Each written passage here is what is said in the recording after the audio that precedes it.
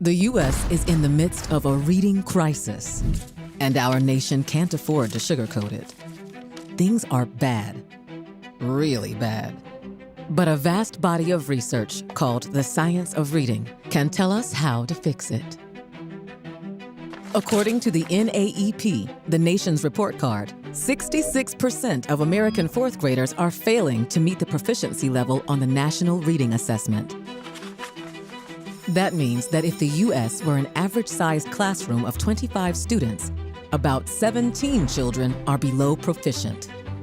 And these shockingly low early childhood literacy rates are not equally dispersed. About 82% of Black fourth graders fall below proficiency. Meanwhile, childhood literacy is one of the most important predictors of future life outcomes. Children with below basic reading skills in third grade are 6 times as likely to fail finishing high school in time. And 70% of incarcerated adults are unable to read above a 4th grade level. But there's a silver lining. We know how to fix this one.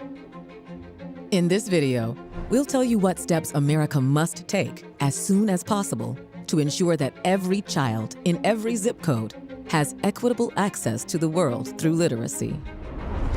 In 2013, the state of Mississippi ranked 49th out of 50 states in childhood literacy rates. But over the next decade, something astonishing happened. Mississippi's literacy rates skyrocketed, from second worst all the way to 21st out of 50 states. The press labeled this event the Mississippi Miracle. That's what people are calling the dramatic shift in reading scores accomplished by the state of Mississippi. But this was no miracle. This was good policy and good reading science. Mississippi decided to let go of a very popular, well-marketed, but largely ineffective way to teach reading, replacing it with an approach that science of reading researchers have advocated for decades. Let's talk about those 2 approaches. Chapter 1, Conflicting Ideas About Reading, Meaning-Based versus Code-Based. For many years, there have been 2 conflicting ideas about how children should be taught to read. The first, meaning-based approaches, are the methods Mississippi largely used up until 2013. Meaning-based approaches assume that reading skills are best acquired naturally, through context and immersion, much like when children begin to speak their native language. Meaning-based perspectives are sometimes called top-down, because they encourage students to guess or predict the meaning of words based on context, pictures, and existing knowledge. Consider this example from the popular 3-cueing approach to reading. Students are told to ask themselves 3 questions, or cues, before taking a guess at the correct word. Does it make sense? Does it sound right? Does it look right? And the children must then predict what the appropriate word might be. Widespread meaning-based approaches like 3-cueing, Marie Clay's balanced literacy, and whole language learning all operate on the same fundamental premise, that students should learn reading naturally, just like how they learned spoken language for the first time.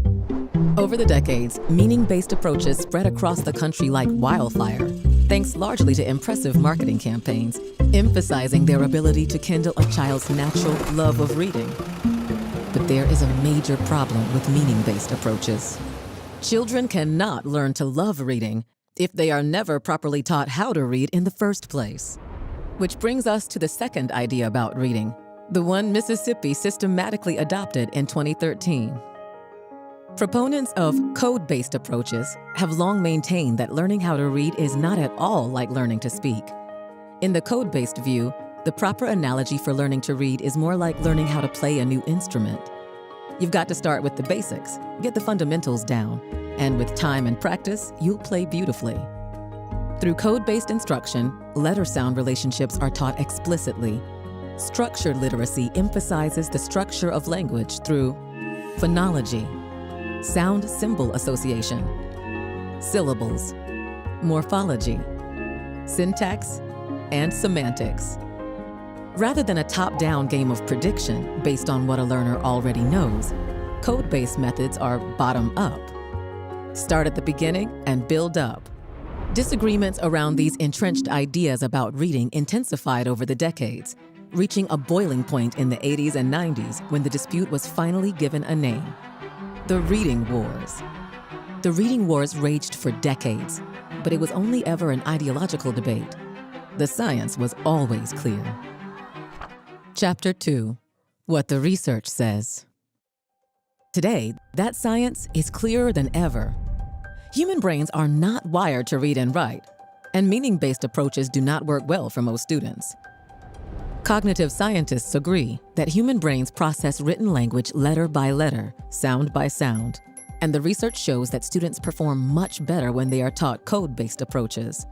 Without code-based instruction, many students will continue to struggle, lost in a wilderness of letters and words.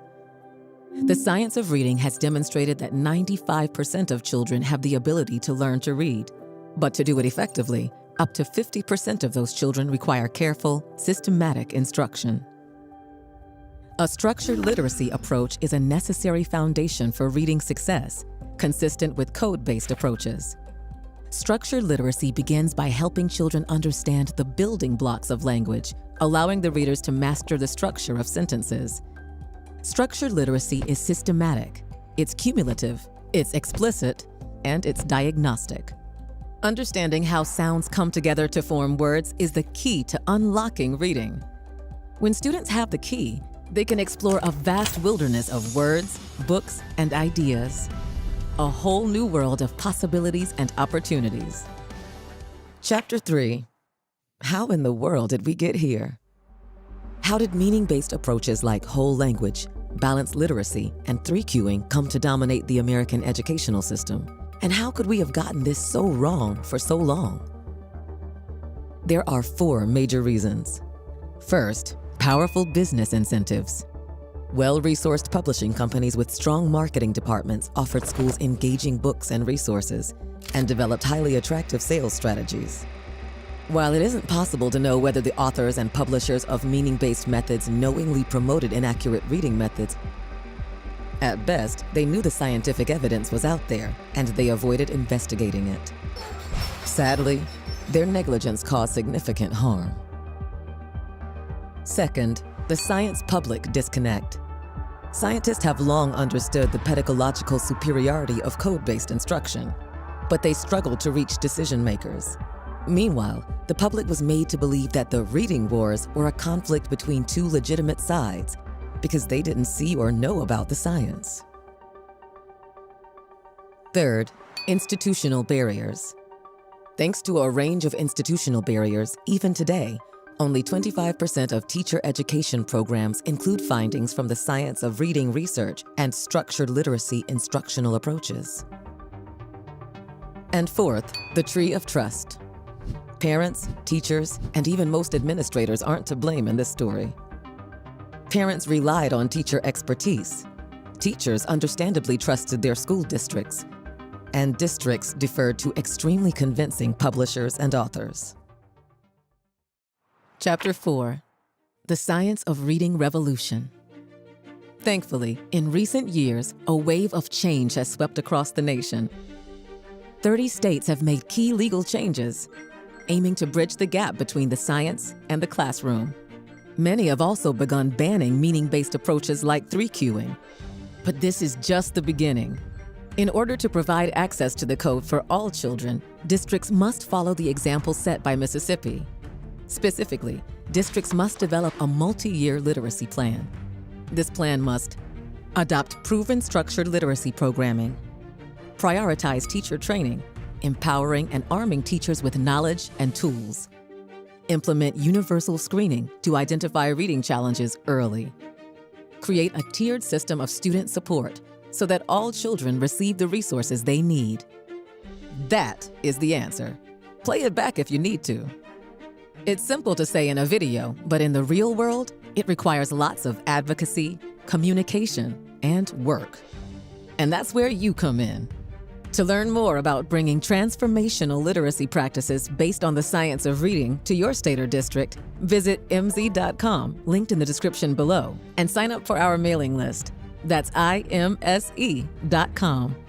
Additionally, check out Emily Hanford's groundbreaking podcast about what happened to literacy in the U.S., or click on one of the New York Times articles, all linked below.